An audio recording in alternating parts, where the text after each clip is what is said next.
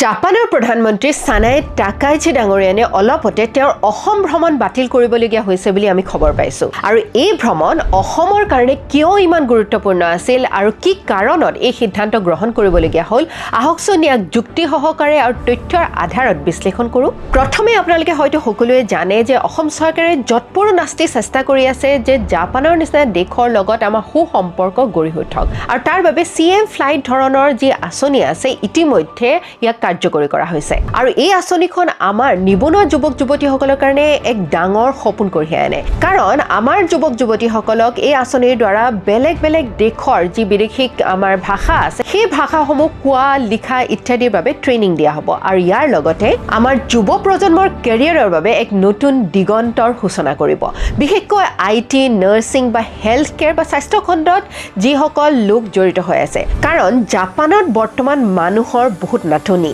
আৰু তেওঁলোকৰ যেহেতু জনসংখ্যা যথেষ্ট কম আৰু তাৰ লগতে তেওঁলোকৰ বয়োজ্যেষ্ঠসকলৰ যি জনসংখ্যা হৈছে সেই জনসংখ্যা ক্ৰমান্বয়ে বৃদ্ধি পাবলৈ ধৰিছে আৰু যাৰ বাবে তেওঁলোকক ইয়াং লেবাৰ ফ'ৰ্চ বা ৱৰ্ক ফ'ৰ্চৰ প্ৰয়োজন হৈছে আৰু তাৰ বাবে ভাৰতৰ লগতে আমাৰ অসমৰ যি জনসংখ্যা আছে বা আমাৰ যুৱচাম আছে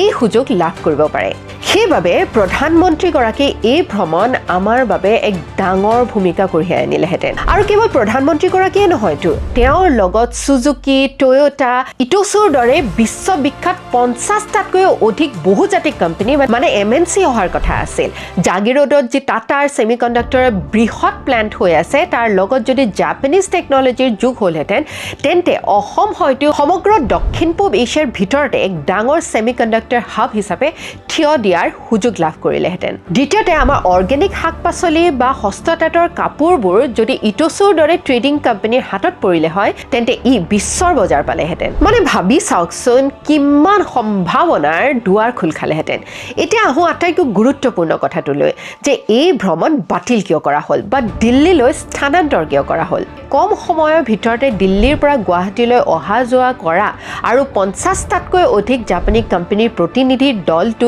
নিৰাপত্তাৰ ব্যৱস্থা কৰাটো অতি কঠিন হৈ পৰিছিল আৰু সেইবাবে সমগ্ৰ কাৰ্যসূচী কেৱল নতুন দিল্লীতে অনুষ্ঠিত কৰা হৈছে এই যে নিৰাপত্তাৰ দিশটো এইটো অতি গুৰুত্বপূৰ্ণ এই কাৰণে কাৰণ 2019 চনতো ডিচেম্বৰত যেতিয়া কা বিৰোধী আন্দোলনৰ তীব্ৰ ৰূপ পাইছিল তেতিয়াও জাপানৰ সেই সময়ৰ প্ৰধানমন্ত্ৰী চিনজো আবে গুৱাহাটীলৈ ভ্ৰমণ কৰাৰ কথা আছিল কিন্তু তেওঁৰ সেই ভ্ৰমণ বাতিল কৰা হৈছে ঠিক তেনে পৰিস্থিতি বা জনতাৰ ক্ষোভৰ উমান পালে কোনো এখন দেশে নিজৰ সৰ্বোচ্চ নেতাজনক তাৰ মাজলৈ পঠিয়াব নিবিচাৰে আৰু 2022 চনত চিনজো আবে ডাঙৰীয়াক মুকলিভাৱে ৰাজপথত গুলীয়াই হত্যা কৰা হৈছিল এই ঘটনাই জাপানী সুৰক্ষা সংস্থাবোৰক ইমানেই সজাগ আৰু কঠোৰ কৰি তুলিছিল যে তেওঁলোকে এতিয়া অলপো ৰিস্ক ল'ব নোখোজে আৰু সেইবাবে প্ৰধানমন্ত্ৰী সানাই টাকাইচি ডাঙৰীয়ানে অসমলৈ আহিব নোৱাৰা খবৰটোৱে আমাক সকলোকে দুখ লগাইছে আমি যেন এক ডাঙৰ অপৰচুনিটি মিছ কৰিছোঁ কিন্তু এটা ভাল লগা কথাও ইয়াৰ ভিতৰত আছে যে বৈঠকখন বাতিল হোৱা নাই